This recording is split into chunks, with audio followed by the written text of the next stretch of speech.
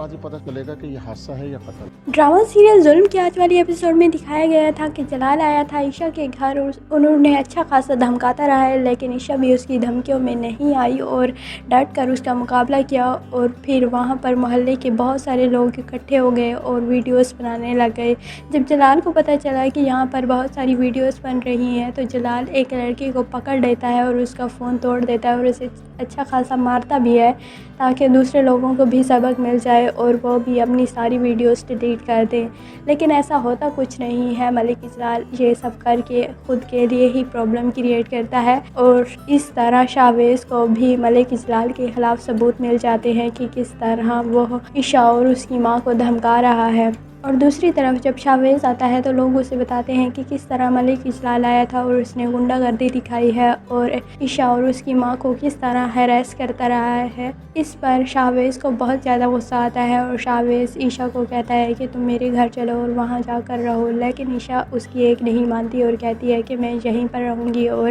ملک اجلال کا ڈٹ کر مقابلہ کروں گی، جس پر شاویز کو بھی بہت زیادہ غصہ آتا ہے کہ یہ میری بات کیوں نہیں مانتی۔ اور دوسری طرف ملک اجلال بھی بہت زیادہ غصے ہو جاتا ہے کیونکہ عائشہ اس کا منہ توڑ جواب دیتی ہے اور اس کی کسی بھی حرکت سے نہیں ڈرتی۔ اور دوسری طرف شاویز کی ماں نے اپنی دوست کی بیٹی کو شاویز کے لیے پسند کر لیا اور شاویز کو کنونس کرتی رہی کہ تم مجھ سے شادی کر لو۔ عائشہ نے تو انکار کر دیا ہے اور عائشہ کے انکار کے بعد اب تم میری دوست کی بیٹی سے ہی شادی کرو، وہ بہت اچھی لڑکی ہے۔ اور اس طرح پھر شاویز بھی اس بارے میں سوچتا رہا، لیکن اسے تو عائشہ ہی پسند ہے اور عائشہ کے علاوہ اسے جچتی ہی نہیں ہے۔ دوسری طرف عائشہ بلز پے کرنے کے لیے گھر سے باہر جاتی ہے اور جو عائشہ کی نوکرانی ہے وہ بھی ملک اجلال کے ساتھ ملی ہوئی تھی۔ اس نے ساری پلاننگ کی اور کچن میں گیس آن کر دی، جس کی وجہ سے جب عائشہ کی ماں کھانا پکانے کے لیے کچن میں آئی تو اس نے جیسے ہی آگ جلائی تو وہاں پر بم بلاسٹ ہو گیا اور عائشہ کی ماں جل کر وہیں پر مر گئی۔ پھر وہاں سے محلے کے بہت سارے لوگ اکٹھے ہوئے اور آگ بجھاتے رہے، لیکن عائشہ کی ماں تو تب تک انتقال کر چکی تھی۔ اور جب عائشہ واپس آتی ہے اور عائشہ کو پتہ چلتا ہے کہ اس کی ماں مر چکی ہے تو عائشہ بہت زیادہ روتی ہے